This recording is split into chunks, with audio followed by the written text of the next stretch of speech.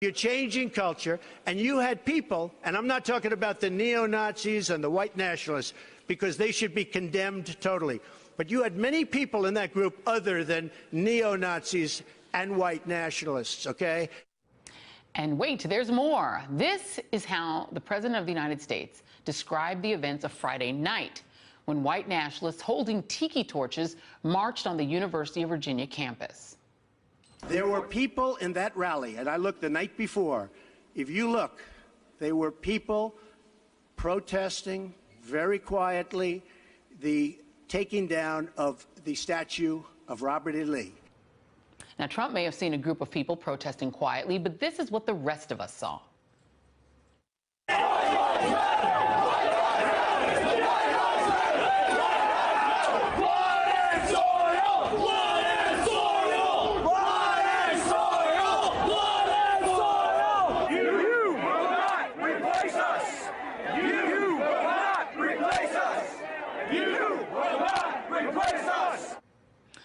The president's performance today left the political world in utter shock, and apparently his aides as well.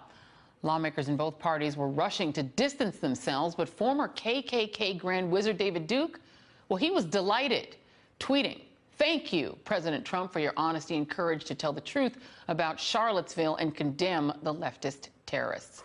Joining me now, Michael Eric Dyson, professor at Georgetown University and author of Tears We Cannot Stop, A Sermon to White America, and William Crystal, founder and editor of The Weekly Standard. Thank you both for being here.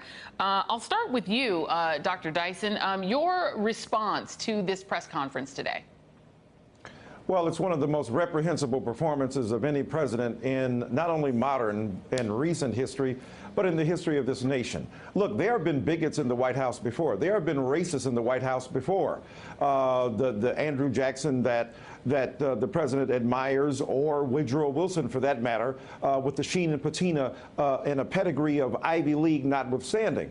But the reality is this was a depth that we have not plumbed, because you had the fusion of remarkable and remorseless ignorance on the one hand and a relentless assault upon truth on the other, and the refusal to acknowledge that what we saw there in its anti-Semitic, anti-black, anti-American moments was the most reprehensible display that a president could easily disavow, could say this is not who we are. This is not what represents us best. Not only did he double down on his refusal to come hard at them, he gave them red meat, so to speak. David Duke is absolutely right. He was right to thank this president. This president went out of his way to embrace not only the alt-right, but the white supremacist, white nationalist ideology that is fueled and funneled so many people into the Trump administration in terms of their voting for him, and in terms, literally the administration, in terms of Mr. Bannon, Mr. Miller, and others. So I think what we saw here was, unfortunately and tragically, the reflection of a man who has long since lost his moral compass, is incapable of leading us politically, and has been the shame and to the derision and chagrin of even outstanding conservatives like Mr. Crystal or other Republicans who deemed themselves worthy of carrying that name forward. Mr. Trump today did grand disservice not only to the party that he ostensibly represents, but to the very nation that he is the president of. This is a low moment in the history of the American presidency. And Bill Crystal, there have been a lot of people who have laid blame on Steve Bannon and the Bannonites within the administration for the sort of alt-right tinge in the White House. Did Donald Trump kind of make him irrelevant today? I mean, he voiced this stuff on his own. Yeah, Trump's always been the issue, the problem. He's the president. He's got the kind of administration he wants. Look, I think it's important. He is the president, and it would be better for the country if there were more responsible people hemming him in, containing him in the White House, preventing him from doing more damage than he will otherwise do. But he has done damage over the last 3 or 4 days. Fortunately, he's not the dictator. There are many other elected officials in the United States, both at the federal level and at the state and local level, who can speak up, who can speak with some moral authority. There are obviously huge numbers of people in the private sector and civil society who can and must speak up. I think we just have to say from now on in this administration, maybe from the beginning, but certainly from now on, the president is not going to exercise moral leadership. Unfortunately, he's not going to bring us together together, it looks like, unfortunately. Doesn't mean that others can't do it, and others have to do it more so, because really he's going to be president for some period of time from now on, and we have to deal with this. And but I'm depressed and very alarmed by it. I think for Republicans, to get onto that point, though, actually, my wife, Susan Crystal, had an excellent tweet about this, which I will read if it's okay with you. Sure. She's not a big tweeter, but this was a very, very good point she made late this afternoon.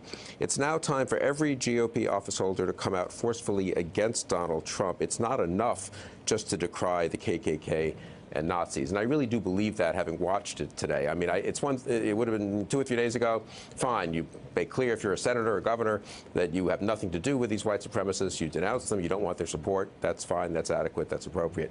Now, with the president having said what he said today, I think it's really important for people who are in his party, the huge majority of whom supported him in the election, have met with him, have been seen with him in rally, at public events and so forth. It's really important for them to say, not just I don't approve of the KKK and white supremacists, obviously they need to say that, but to say I disavow what President Trump said today and I have real problems with his leadership. Doesn't mean they have to leave the Republican Party or something like that, but they need to be explicit about their disavowal of Donald Trump. And just to stay with you for just a second, Bill, you saw General Kelly sort of standing, looking down at the floor during this event. There have been a few people who've tweeted that people of conscience that are in this administration should resign. Are you among those who believe that people like General Kelly should leave the administration? Not necessarily, because I think that people, especially, he's unique as the White House Chief of Staff, but people in the national security area like H.R. McMaster, but General Kelly as well, Jim Mattis, the Defense Department.